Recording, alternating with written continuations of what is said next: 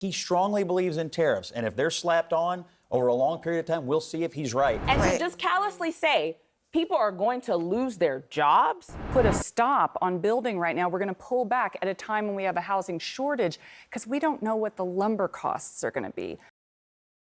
Let's hop into a CNN panel as they discuss the Trump tariff threats that he continuously walks back shortly after and the recklessness of his economic strategy, to the extent you could call it that. So take a moment, like the video if you haven't already. That helps us out a ton, and let's jump right in. Juicing American manufacturing, it is a worthy goal, and that is the mission of the tariff plan. He strongly believes in tariffs, and if they're slapped on over a long period of time, we'll see if he's right. I guess but the governor, it's one tool. The governor is exactly I right guess about. you guys are defending a tariff strategy that's actually not being put in place. It's not a strategy. The tariff strategy that you're describing is Trump saying, I believe in tariffs, carte blanche, let's just put them on there. But what he's actually doing is saying tariffs one day, no tariffs the next day. Tariffs one day, no tariffs the next day. He's trying if he really believed in what you were saying, he would just stick with his strategy, and he's not doing it.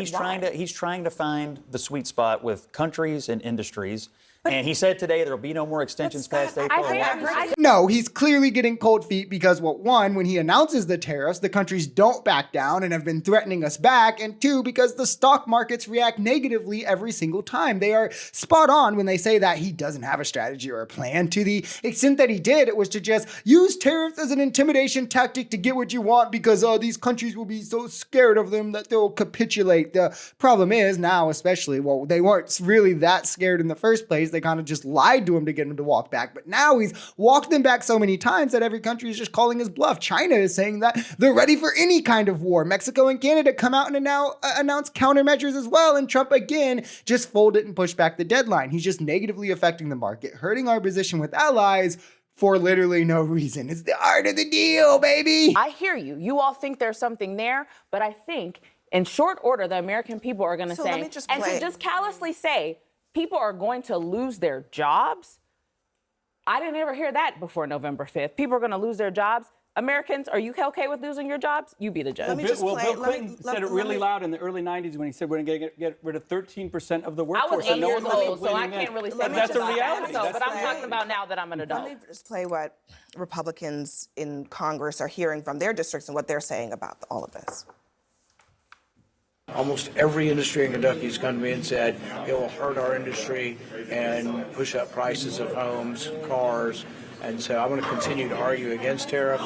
Should he back off of it if it starts to hurt the constituents? When we start losing, you back off. I love that the Republican defense of Trump's actions always go back to, well, Bill Clinton did it 30 years ago. Who cares if Trump sexually assaulted a woman? Bill Clinton cheated on his wife when he was a president, and also, this was different what they're talking about here. It's not something he said loudly that he would do. He didn't campaign on it either. Sununu is lying. Who would have thought? Clinton used mostly early retirements to reduce the federal workforce, but if you're looking at where it was, he was looking in the places that you should. The overwhelming bulk of layoffs, or whatever you would want to call them, were over 100,000 being fired from the Department of Defense, which this is referred to as a peace dividend. Typically, after war, the successful nations in that war reduced their military budgets because they were obviously ramped up during wartime, which Clinton was doing here from where it rose in the Cold War. He wasn't just firing 80,000 veteran affairs employees just to afford billionaire tax cuts. The comparison isn't there. His whole economic strategy is not just tariffs.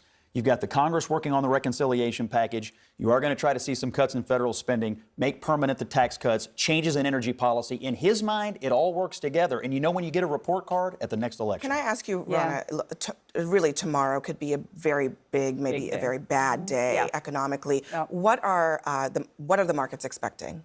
Downturn for sure. I mean, the jobs cuts, the sense that consumer spending is buttoning up, the sense that businesses, because of the uncertainty, are pulling back. You know, I agree with what's been said about fentanyl, but let's put things in perspective. 0.2% of fentanyl coming across Canada. Guess what does come across Canada? Lumber, energy. I spoke to a home builder that said, you know, we want to put a stop on building right now. We're going to pull back at a time when we have a housing shortage because we don't know what the lumber costs are going to be. And these are the downstream effects of tariffs that just never get discussed, whether from conservatives who pretend they're good or even liberals, where Kamala was going to cut red tape. She was going to have millions of homes built. We were going to see this almost immediately. Now, under Trump, even the normal rate of home production is slowed during a housing crisis, by the way, because of fear for rising lumber costs, fear of rising energy prices, fear of whatever the materials may be.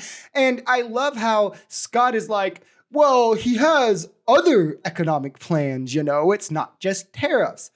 Okay, the economic plans: cut Medicaid and food stamps, give tax breaks to billionaires, the recklessly tariffing countries, which I'm just going to include, but we're talking about the other ones, drilling our way into a climate disaster. I mean, this is a man who has no plans outside of line my own pockets and then set myself up to have my pockets continuously lined when I leave office. The idea that he cares about the American people is so hilariously, obviously untrue at this point that I no longer even care to take it serious.